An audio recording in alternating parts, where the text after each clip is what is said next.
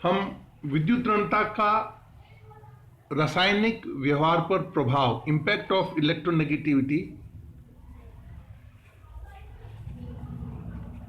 On chemical behaviour के 3 point बल्कि 4 point discuss कर चुके हैं। 5वां पॉइंट हम इस वीडियो में डिस्कस करेंगे, है ना। विद्युत ऋणता का रासायनिक व्यवहार पर प्रभाव।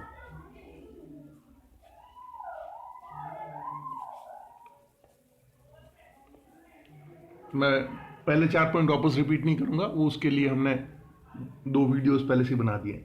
अब 5वां पॉइंट, ई पॉइंट जिसको मैं कह रहा हूं, वो है विद्युत ऋणात्मकता एवं अणु सूत्र। अकार्बनिक रसायन में द्विअंगी यौगिकों का जो लिखने का तरीका है उसमें सिंपल है कि पहले हम उस तत्व का प्रतीक लिखते हैं जिसकी विद्युत ऋणता कम हो।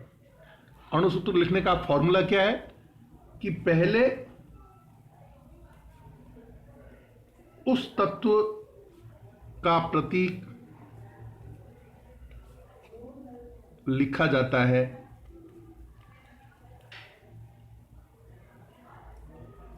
जिसकी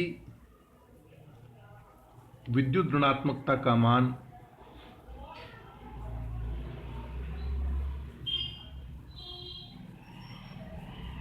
कम हो। एक और इसको तरीके से हम कहते हैं वो ये कि inorganic compounds, binary inorganic compounds are considered as derivative of more electronegative element. इसका मतलब क्या कि जिसकी इलेक्ट्रोनेगेटिविटी ज्यादा है उसको बाद में लिखेंगे, जिसकी इलेक्ट्रोनेगेटिविटी कम है उसको पहले लिखेंगे। एंड दिस इज फॉर द्विअंगी, बाइनरी, द्विअंगी यौगिकों के लिए अणु सूत्र लिखते समय पहले उस तत्व का प्रतीक लिखा जाता है जिसकी विद्युत ऋणता कम है। अब देखिए, मैंने आपको विद्युत ऋणताओं के मान याद करवाए थे, एक वापस ब्रीफ में बता देता हूं। Nitrogen, oxygen, chlorine, fluorine, hydrogen. Nitrogen की कितनी थी? 3.0, ऑक्सीजन की 3.5, क्लोरीन की 3.0, फ्लोरीन की 4.0, हाइड्रोजन की 2.1। अब इनसे बनने वाले यौगिकों के बारे में देखिए आप।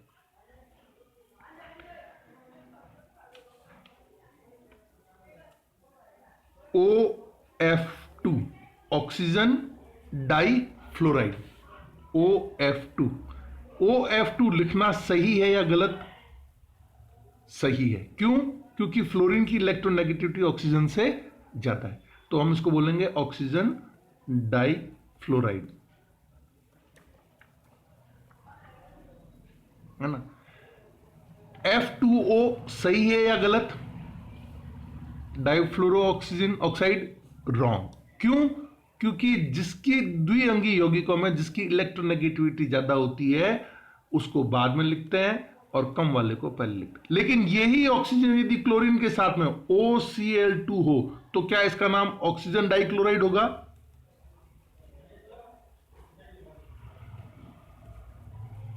नहीं। क्यों?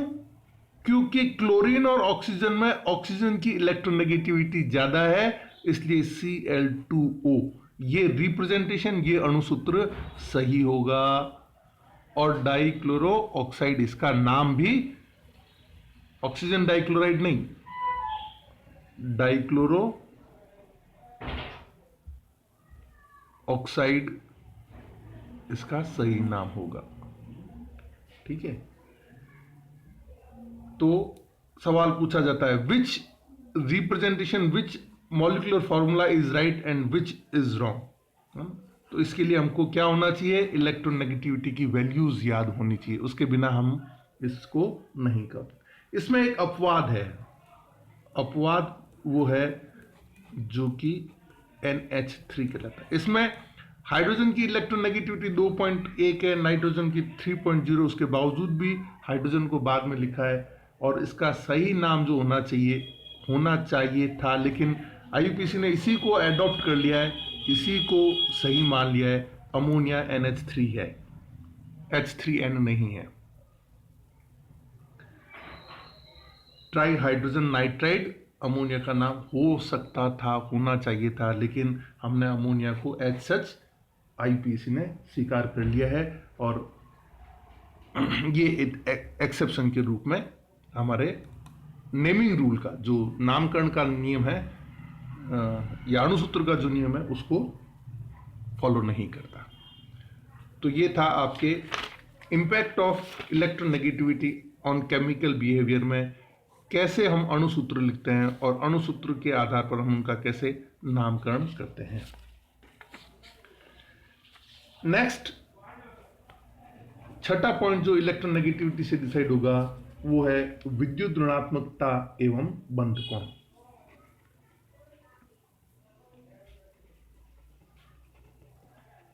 Bond angle and electronegativity.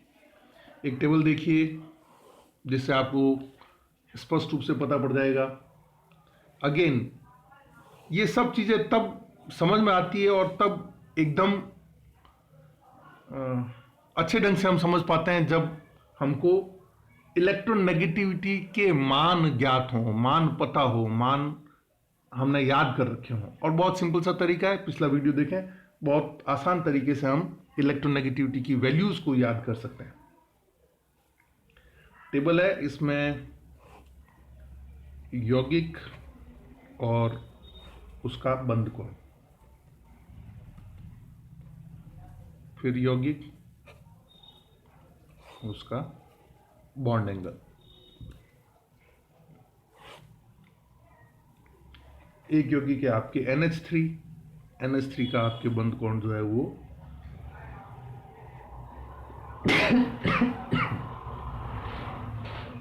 107.3 degree.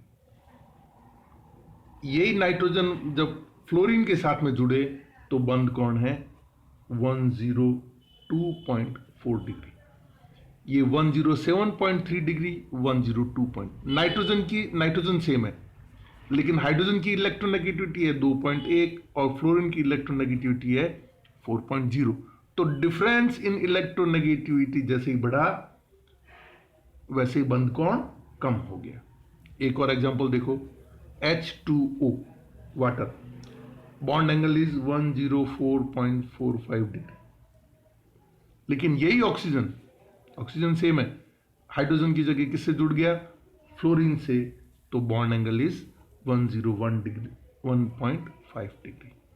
So as the bond angle increases, as the electronegativity between two participating atoms increases, bond angle decreases, having one atom common। इसमें भी ये कॉमन, इसमें भी ये ऑक्सीजन कॉमन। ठीक है, तो और भी इसके उदाहरण हम देख सकते हैं। ठीक है, ये है इम्पैक्ट ऑफ इलेक्ट्रोनेगेटिविटी ऑन। अब इससे संबंधित बहुत सारे प्रश्न, तो प्रश्न कौन कौन से हैं? सबसे पहला तो प्रश्न कि द्विअंगी यौगिकों का नामकरण में इलेक्ट्रोनेगेटिविटी की इंपॉर्टेंस क्या है? What is the importance of electronegativity in deciding the name of binary compounds. और फिर एक क्वेश्चन आप लोगों के लिए है कि how hydrolysis is affected by electronegativity. जल अपघटन की प्रक्रिया विद्युत ऋणता से किस प्रकार प्रभावित होती है, समझाओ। ठीक है, तो ये कुछ क्वेश्चंस हैं जो PDF फाइल में भी आप लोगों के सामने आ जाएंगे। BCl3 के जल अपघटन से H3BO3 बनता है, जबकि Cl2O के जल अपघटन से HOCl बनता है, समझाओ क्यों। द्विअंगी यौगिकों के नामकरण में विद्युत ऋणता के महत्व को बताओ। विद्युत ऋणता एवं बंध की प्रकृति में संबंध स्थापित करो। OCl2 गलत है, Cl2O सब सही है, जबकि OF2 सही है और F2O गलत, कारण स्पष्ट करो। तो इस तरह के इलेक्ट्रोनेगेटिविटी के आधार पर हम बहुत सारी चीज़ों को डिसाइड करते हैं। और ऑर्गेनिक केमिस्ट्री में भी हम रिएक्शन मैकेनिज्म जब पढ़ते हैं, अभिक्रिया की क्रिया विधियाँ, तब भी इलेक्ट्रोनेगेटिविटी बहुत इंपॉर्टेंट रोल करती है। So this is all about electronegativity and impact of electronegativity in chemical behavior. Thank you.